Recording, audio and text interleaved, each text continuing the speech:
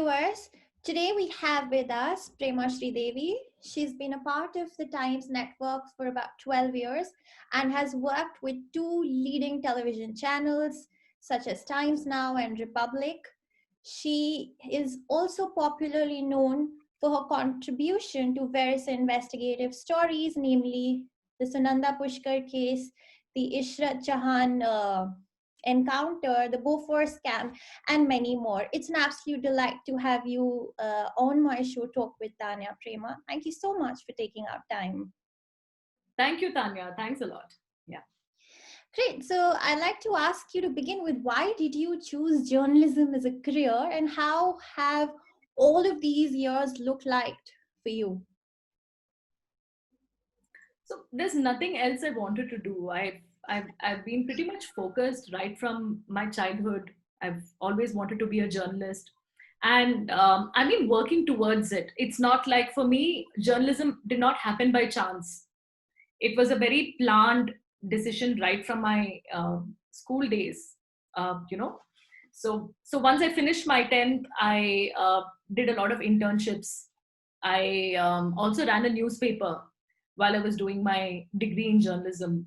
I ran a newspaper, a neighborhood weekly newspaper, for 5 years while I was doing my bachelor's in journalism. Even before that, so when I was actually doing my college, that is after 10th, when I was doing my plus one, the, what do you call it, PUC first year, pre-degree first year, whatever, right?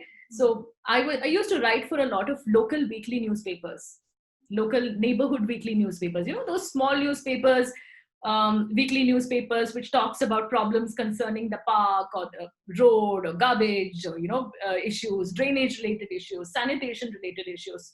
So I used to write for a lot of local weekly newspapers, at least I think 5 or 6 weekly newspapers. I used to give them articles. There was a time when I used to write from one place, one point to another point, submitting articles, taking pictures, doing stories. For each story I would get 50 rupees, as a student. And then after a point I realized that why not start your own newspaper. And so when I was in my degree first year, I started my own neighborhood weekly newspaper, all registered. And I ran it for about 5 years while I was through my college, 3 years in the degree, and 2 years while I was doing my master's. And then during that period, I also used to read news for Doordarshan as a part-time activity. I also interned with NDTV for almost 9 months. I interned with Deccan Herald, with Times of India. So it's just a very natural progression for me. And then in 2005, I joined Times Now as a reporter working with their Kerala bureau. And then it went on for the next 15 years. Upwards and onwards since then. Lovely. And so you've also taken the plunge to start your own digital platform called the Probe. So if I may ask, how did you come up with this decision? Why did you decide to start your own platform, which I'm assuming is yet to be launched? And previously you were working with Republic TV right before this. So why did you leave that and decide to move on? Yeah. No, it's very difficult to say the exact reason, because I always wanted to do something of my own in the independent journalism sphere. But then I don't think that you can just, out of college, you can just start something of your own. Because, when you are telling stories to people, you also need to know what to be told, how it has to be told. There are ethics.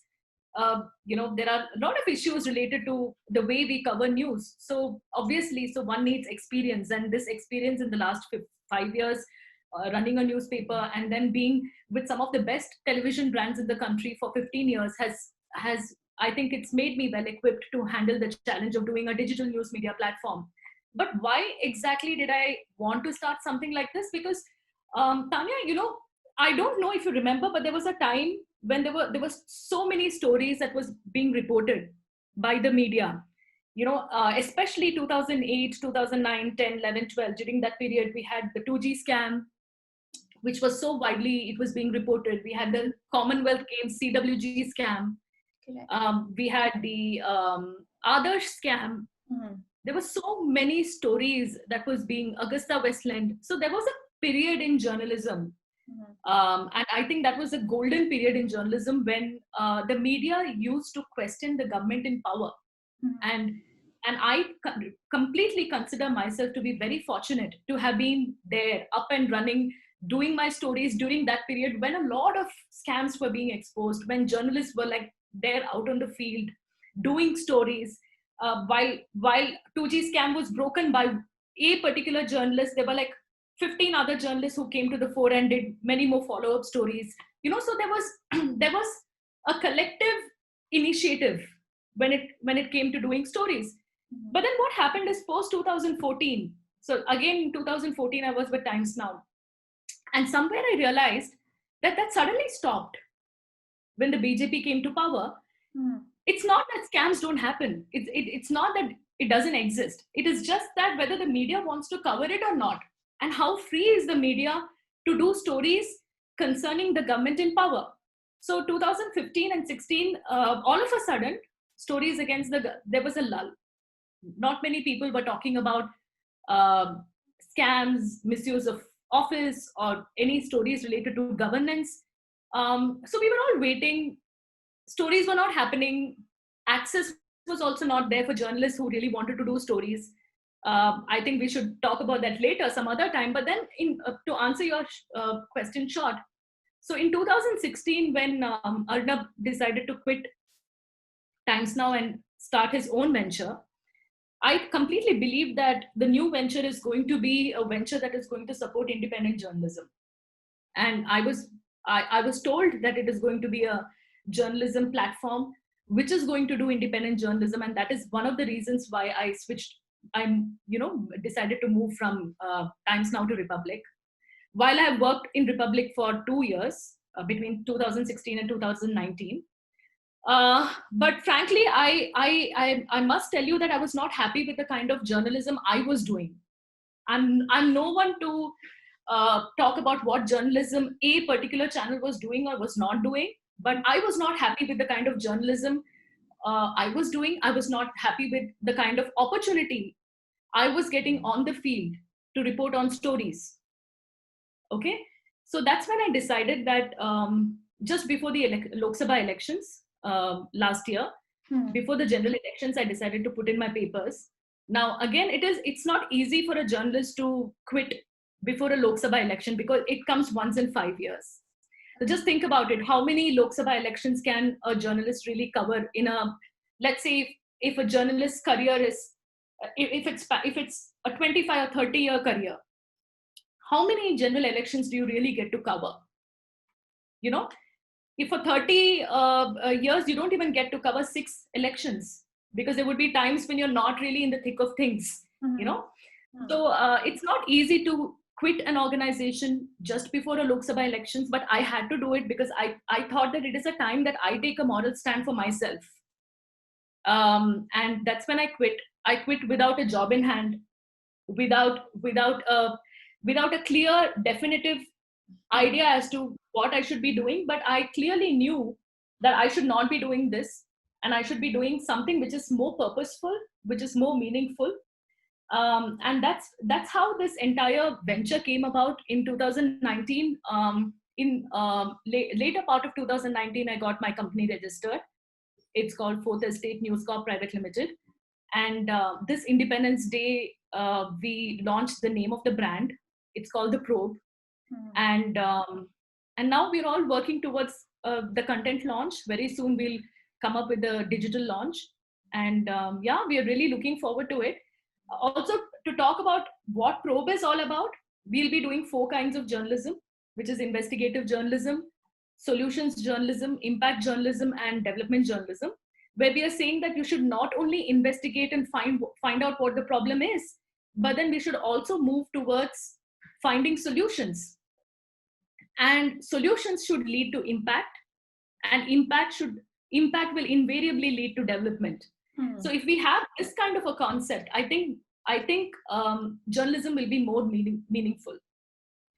Very well put, Prema. Kudos to you for the fact that you've decided to take the plunge and do something of your own. And you spoke about the time around 2008, 9, 10. At that time, I mean, even before that, journalism was all about you had to be a part of big media network, whether it's television or print, to be able to have your voice heard. But I think thankfully, with the advent of digital and how social media has taken over completely, every voice is important, and you can definitely make a sustained impact even while having your own voice and your own platform, and it's so easy to launch it. And I'm looking forward to the launch of the probe, and what is it that you're going to be covering.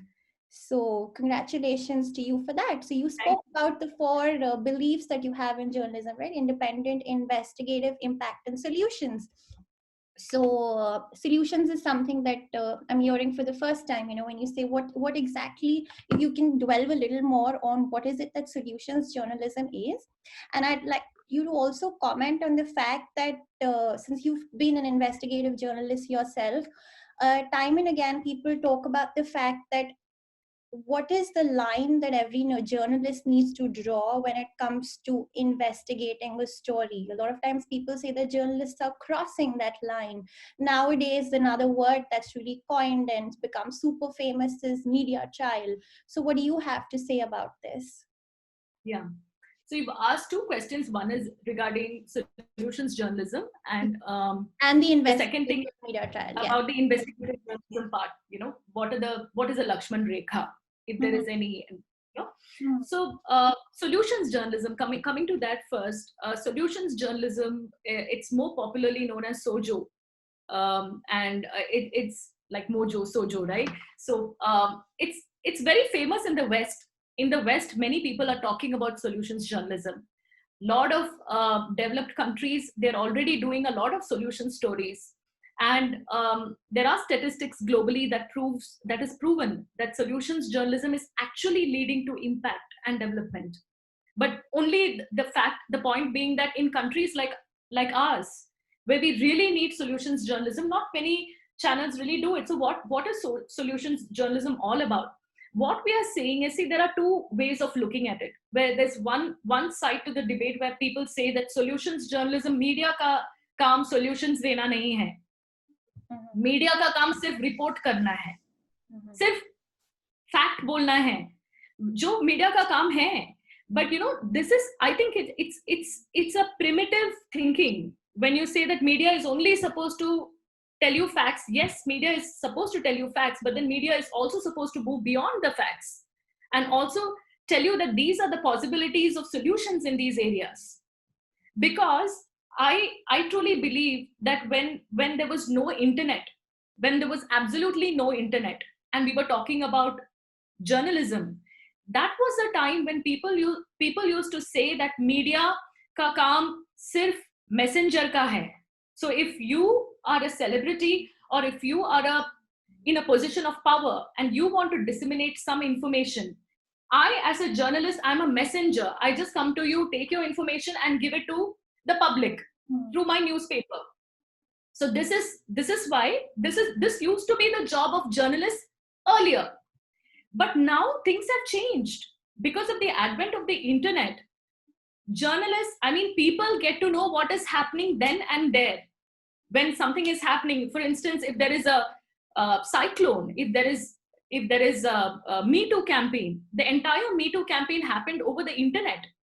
So if you want to release in your company, Eat My News, if you want to release a press release, you no longer require journalists like us. You can just, if you have a good social media following, you can just go to your social media and release a press release, right? So because of the advent of the internet and because of the intrusion of social media, people are getting direct access to news. Then what is the job of a journalist? So if a journalist, as a journalist, if we have to be relevant, we also should change with time. And with changing with time, I don't mean activism. Mhm. No, not activism. Yes, provide facts. Do not give opinions. Opinions don't matter, facts do. This is what I believe in. But apart from giving facts out, also show stories of also show successful stories. Stories where people have been able to solve problems successfully, which those are solution stories. So if you have done something unique, and through that uh, innovation, if you've been able to solve a problem, an entire community, when they get to know what you did, that community can actually use the same method or technique to solve the same problem.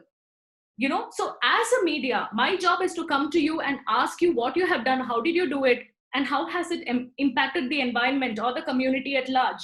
And your solution is going to help the community at large. But as a journalist, if I don't come to you, how am I even going to let people know what you have done? If there was a scope for this plan of yours to have been replicated by a large number of people. So we are not saying activism here. We are just saying that we also need to do solution stories, positive stories, inspire people to find solutions to problems. Great. Yeah, please go on. Yeah.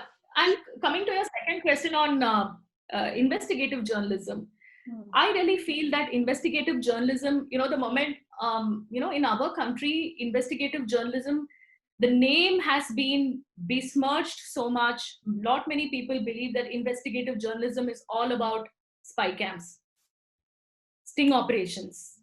Investigative journalism, in fact, when I keep telling people that we're going to do investigative journalism, oh, आपने कितने sting operations किया? People want to know कितना sting operations हुआ है, किसको sting किए हो. So, I don't know why it is like that, but it is what it is. But the fact is, I really believe that sting operations is not investigative journalism, and sting operations should be the last resort.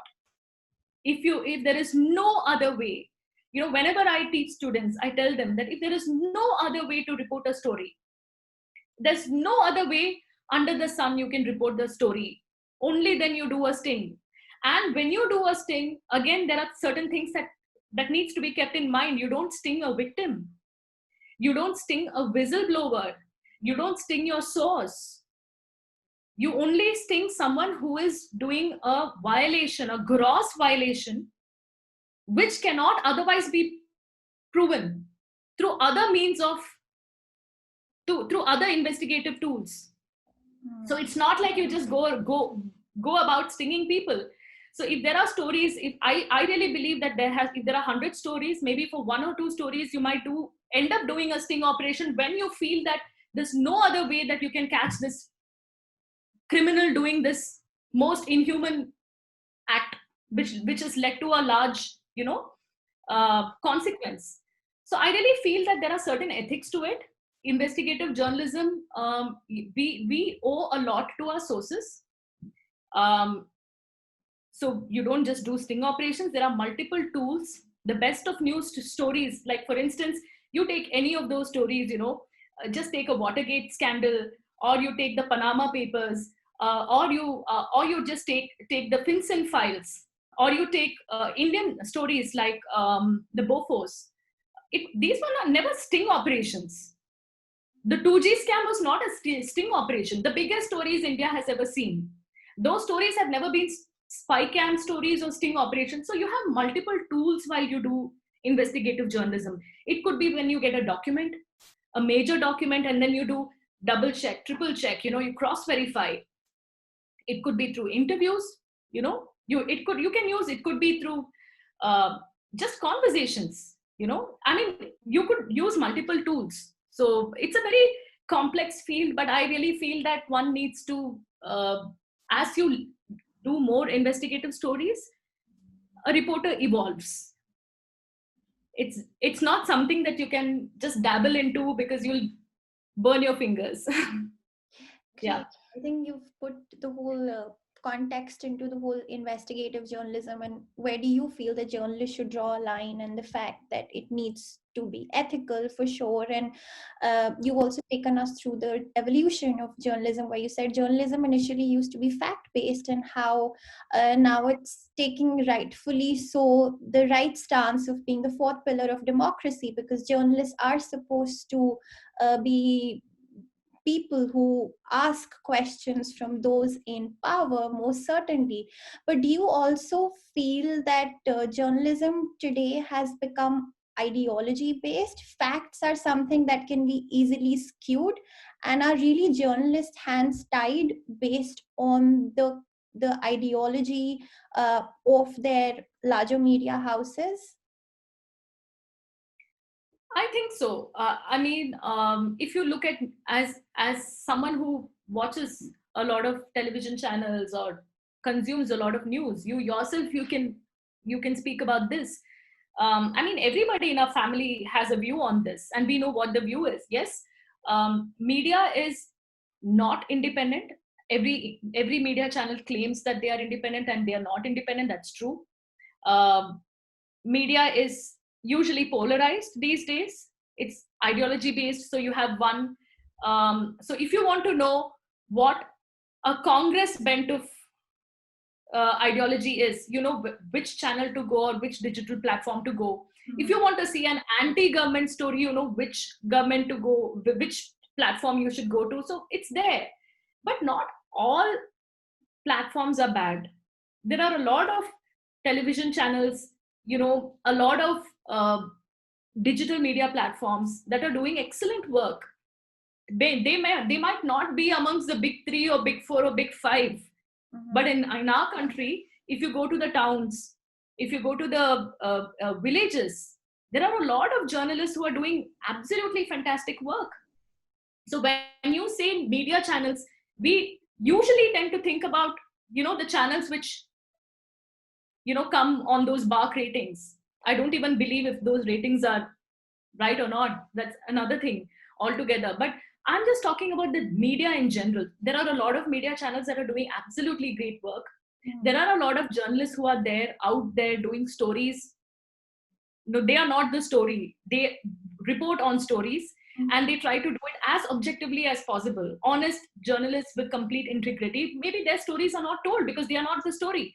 But the fact is that the majoritarian view is this, that media is very divisive, media is very polarized. I agree. I too feel so. So it all brings us to one thing, one final crux, that is the funding of a media channel. So why is media pandering towards a particular ideology? Because that particular group, that particular ideological base, or those elements are also funding the media venture. So if that stops, if you want to, so that's one of the reasons why when we are doing the probe, I have decided that I'm not going to take government funds from any government, not only the center, not even from the states. We have decided that it is going to be a people funded model, a people funded model in the sense people pay for content.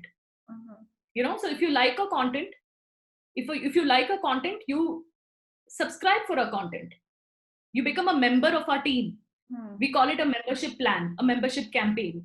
So if you don't like a content, you don't, but still we are not putting everything behind a paywall. 80% of the content is going to be free, but there will always be that 20% of premium content which, if you want to pay, you can pay for it. So that is a small step in the direction of making media independent. So if people pay for news, media will talk for the people. If politicians pay for news, media will talk for politicians. If corporate houses pay for news, media will talk for corporate houses. I'm not saying that taking ads is bad. It's okay as long as you don't sell your soul, as long as you don't do things that you're not supposed to be doing. There should be ethical. I'm just saying that there should be certain ethical practices. There should be ethics involved in the way you are conducting your business. And again, I have a problem with the word business. Media is not a business. So yeah. Great. You've summarized it pretty well, although well, my personal opinion on it is that whether a media house or not, but even there are a lot of these people who don't know how to sift between which channel or which platform follows which ideology, and those are the people who fall prey into blindly following a particular journalist's ideologies, because that's just how certain stories are projected, even on social media or Instagram now, where a lot of people consume their news without really digging deep into facts. So any which way, that's a conversation for some time later. You have covered so many stories, so which has been your favorite investigative story that you can recall? I I would just say there are so many stories. I mean, there are One so if many you stories could to think recall. about. Because I'll tell you something to answer your question. I can actually say that, see, there are multiple stories: the Ishrat Jahan story, or the ISIS story, or the the Sunanda Pushkar story. There have been multiple stories. I mean, every year I used to produce so many stories. But then the funny part here is the stories that I've done and has not seen the light of the day Mm. are in fact the best stories of my career. You know. Mm. So what do I even tell you? I don't have an answer to this. And I'm sure that if you talk to journalists, see, the problem is you always, not you, I'm just saying that people always find fault with journalists. Mm. They always say that ये prostitute है, ये संगी है, ये कोंगी है, ये, you know, paid journalists hai. They say all that, but to journalists. But at the end of the day, they don't realize that when you're working in an organization, you don't have, you can't do anything else. You're not the editor in chief. So if you're doing a story, absolutely great story, fantastic story, um, and if that story doesn't see the light of the day, what do you do? Mm. And this is a question at every point in a journalist career. They have to come to terms with this. What do you do? In some channels or in some organizations, the situation is better. It's not as worse as it is in other channels, but it's always happening around us. I mean, in my colleague circle, when we speak, in the peer circle, when we speak about so many stories that are absolutely great stories, which no one will ever print. Mm. So if you ask me what are the stories, what stories will you be remembered for, unfortunately in my career, I only have a list of stories that have never seen the light of the day, which I really felt that should have gone. But again, I cannot blame anybody for that, because it was my choice to continue working in whichever organization. And so what do? You either resign, and where do you go? You have to go to another organization, media organization. And for all you know, things are going to be even worse than how it was in your former organization, or then you just quit journalism. Mm. So what recourse does a journalist have? I'm not saying that one has to fight in an editorial meeting or with the editor in chief about every story, but I'm just saying that certain stories which would have anyways gone, which is like a real big story, those stories you can't just, one can't just not do those stories for certain reasons, and that cannot keep going on again and again and again. No. But you're Yeah. an independent journalist now. So you're an editor chief, you're the editor of chief now. So we look forward to your upcoming coverage very soon. Thank And you. in the end, I'd just like to ask you, I'm sure a lot of aspiring journalists must be watching this. So what message do you have to give to them for those who are just starting their career? What are they getting themselves into? And how are they, what advice do you have for them? How should they sail through their career in journalism? So this pandemic has been very bad for the media industry. Several people have committed suicide. Journalists have committed suicide because of lack of jobs, because the salaries have been slashed, because of mental health issues. These stories will never come out. The real story of the storytellers, it will never come out. But I'm just saying the pandemic has really bad. It has hit the journalism sector, um, just as just how it has, like the way it has hit the other sectors. Many companies have slashed salaries of senior most journalists. Many companies have shunted out, or sacked senior employees, put them on furloughs.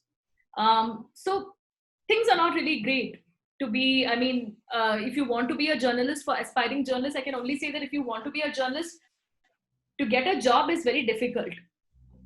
It's next to impossible at this point in time. But I would just say that do not lose faith, do not lose hope. um, keep trying.